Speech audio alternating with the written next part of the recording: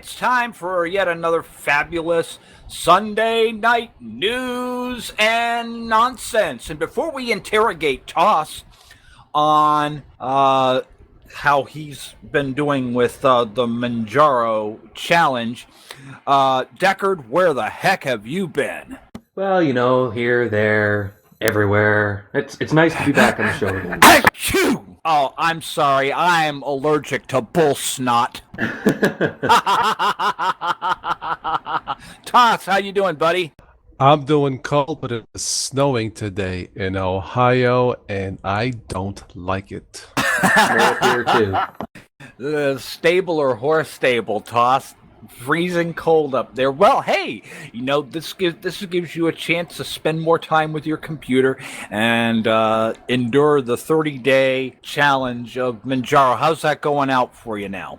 I must say, so far, it's running zippy, no major hiccups. So far, running, 3 or 4 little tests. It's smooth sailing. Now, did you build anything from the AUR like I asked you? Not yet. I may do that last. Oh, shut up. All right. But at least it's working out nicely for you then, right? Yes. Oh, okay. All right. Cool deal. And I'll have to go and check out that video and everything. Maybe I'll do that after the show. I did see you got some new videos up, but I was tied up doing other things because I'm doing things for the next MCOL release already. So yeah, I'm thinking about going to a monthly release schedule. We'll see how that goes. At any rate, looks like Microsoft is back up to their tricks again. Microsoft auto-scheduling Windows 10 updates. Windows 10 has been with us a little over 8 months now, which means there are only about 4 months remaining to get a free upgrade from an older Windows operating system. As the clock counts down, Microsoft has begun to auto-schedule PCs to upgrade to Windows 10 with or without consent from end users. Now, because each user on Windows 10 increases the amount of advertising information available to Microsoft, which in turn enables Microsoft to earn more revenue from selling this data, it's not surprising that Microsoft wants everyone to use its new OS. This led to Microsoft offering Windows 10 as a free upgrade to both Windows 7 and Windows 8, as users of either OS were unlikely to want to pay for a new OS or an already relatively new PC. Interestingly enough, JD shared an article with me stating that Windows has actually dropped down to 90% market share. Wow! Yeah, thanks to you, Spatchy. Way to go, man. Well, just not entirely me. I know. I mean, Deckard helped a little bit too, didn't you, Deckard? Yeah, of course. The 0.000000001% that uses Triskel. Yeah, well, I'm holding my breath waiting on that Triskel video of yours to come out. Well, I wouldn't do it too much longer. You're looking kind of black and blue. What you got, Toss? Well, the world's largest cruise ship is now available for surfing the seas. It is called the Harmony of the Seas, and get this, it cost $1 billion. That's billion with the B and Spatry. It runs on Windows 10, which means you will have no privacy in your rooms. Haha. Is that's you're already starting off with nonsense this early in the show, Toss? The first part is entirely true. There is a new ship, Harmony of the Seas. It's for real. Okay. All right. What you got, Deckard? The Debian project is officially dropping support for i386, 486, and 586 class 32-bit CPUs. So it looks like a bunch of older Linux machines will be dropped, kicked to the curb. But 686 is still available, which I believe is the last 32-bit line that they made. Oh, okay, so they are still going to be releasing 32-bit OSs then, because I imagine that would really tick off quite a lot of people if they were to drop 32-bit. So they're not dropping it then, right? No, it's 686 and higher. I mean, anyone running a 386... 486 or 586 is kind of running an ancient machine.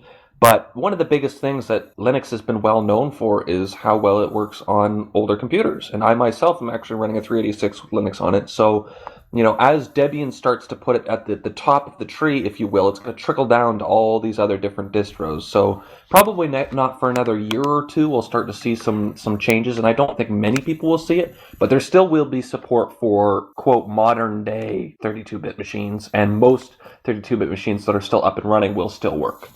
Okay, fair enough. So maybe, Debian does that, then obviously it's going to trickle off to Mint and Ubuntu and everybody else. But as long as there's a 32-bit version, I don't think there's going to be total pandemonium in the community. All right.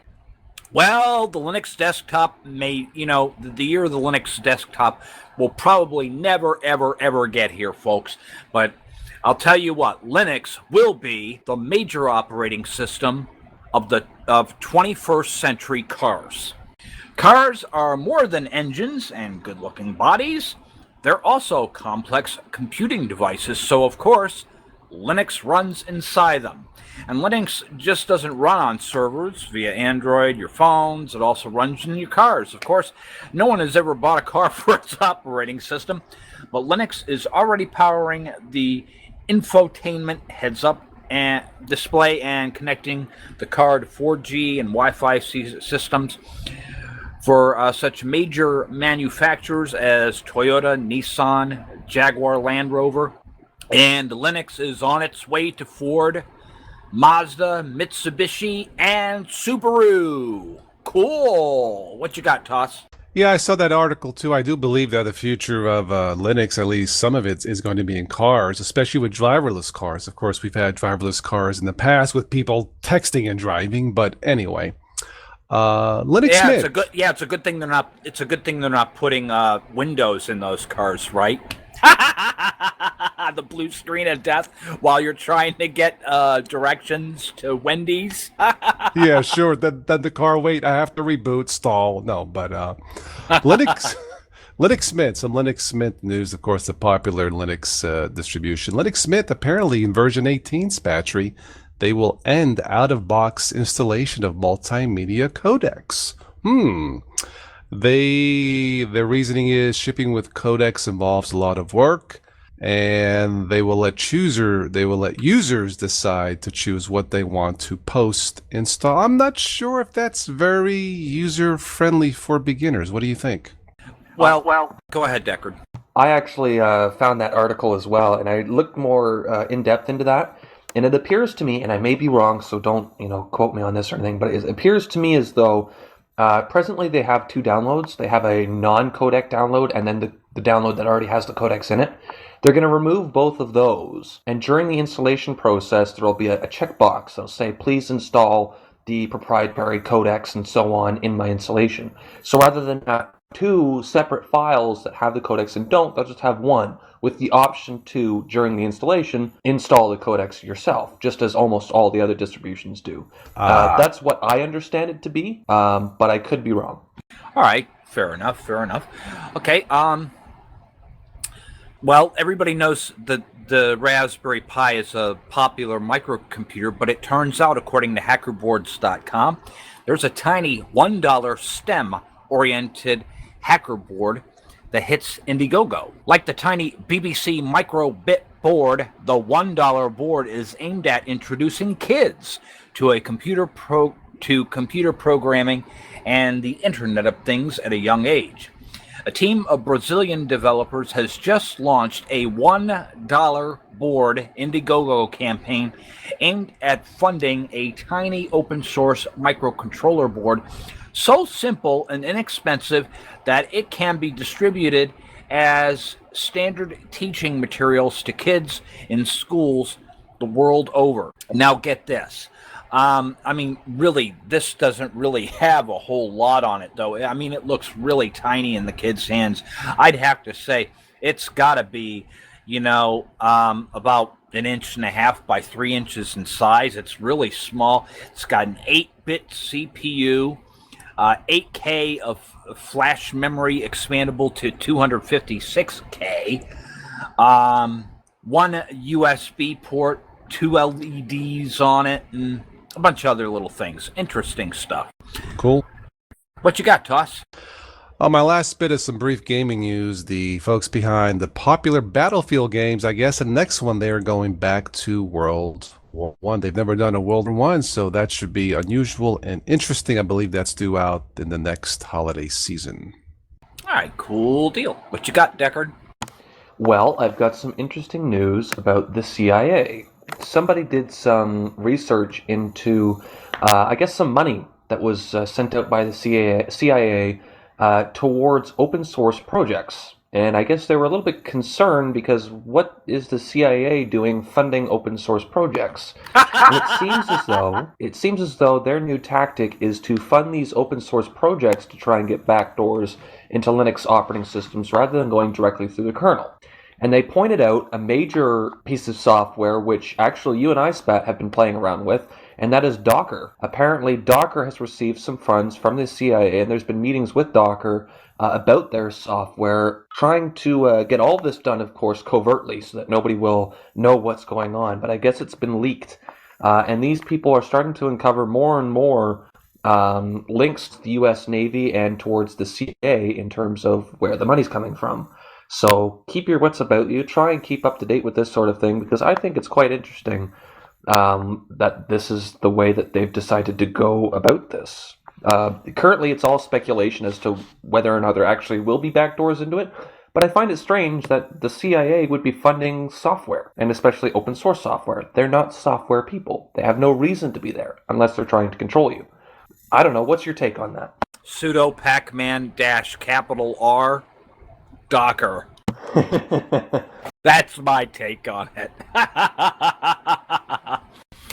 All right, time for a little bit of nonsense news.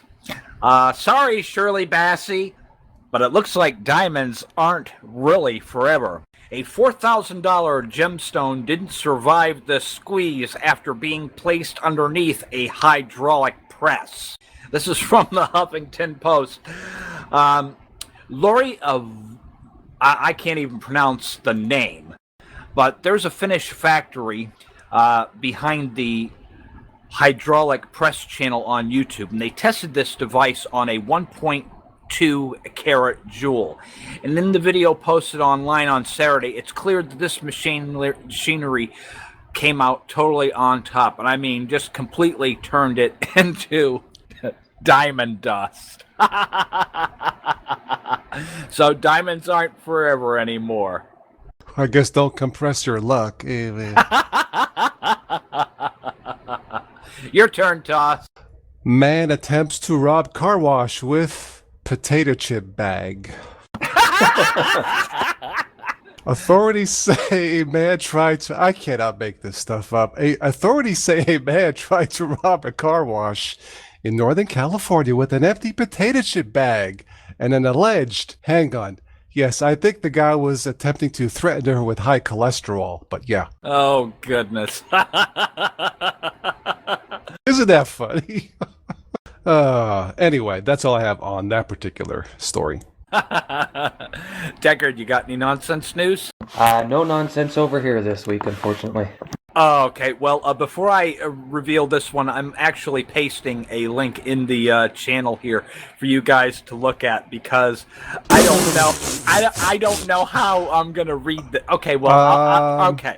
There's this new shirt called the Jerk Shirt, and it lets you jiggle your rhubarb without fear of getting caught. Splash guard. Oh my god.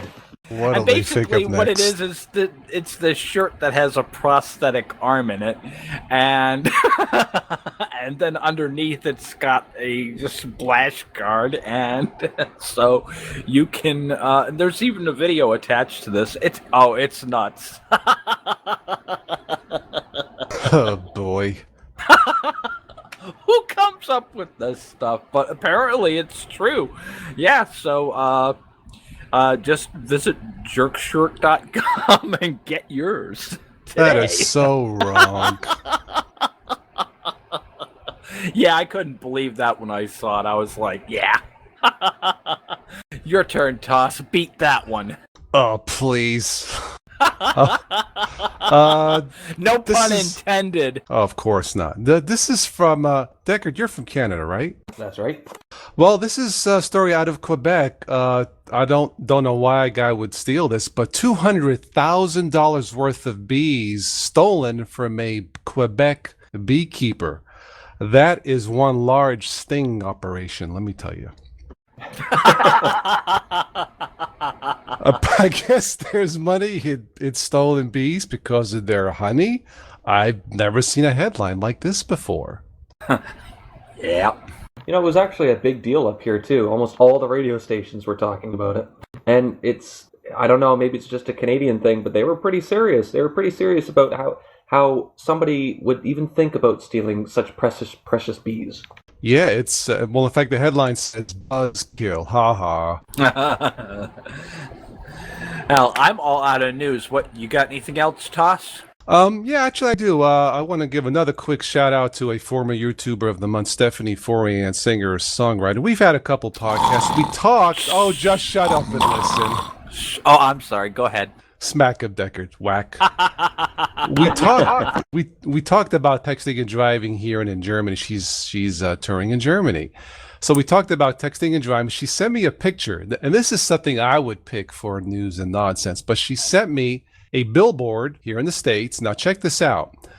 I'm looking at the billboard. I'm like, okay, why would so the billboard at the bottom of the billboard, it has in fine print, and I'm assuming it's sponsored by like someone like Watkins Funeral Home, right?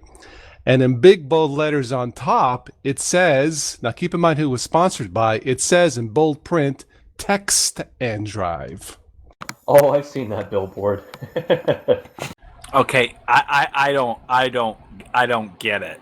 It's a billboard posted by a funeral home that says text and drives. They're trying to encourage you to text and drive to boost their business. Okay, Jeez, talk figured- about slow. I couldn't understand why. Well, yeah. Now I understand. They want more business. Yeah. God, that's evil. I please think text and drive so that we can bury you. I think it was to wake people up to do the opposite. I'm hoping that's the case, but yeah. Well, I mean, it is Germany. Well, no, I think this was a billboard here in the States, and maybe that's a way of sending loves and kisses and hugs from Germany. But no, I'm sure that was meant to be as an anti-texting and driving billboard. But I found it wickedly humorous. Yeah. Oh goodness. Okay. Anything else, Hoss? No, I think we can buzz out of here. Take the bees with you. All right, well, then that's all we have for this week's News and Nonsense Report. Thank you, Deckard, for finally gracing us with your presence. You're very welcome.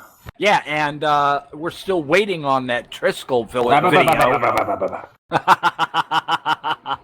Yeah, I know. You're just too busy. Oh, never mind. All right, and thank you, Toss. I'm very interested. I'm very interested in seeing.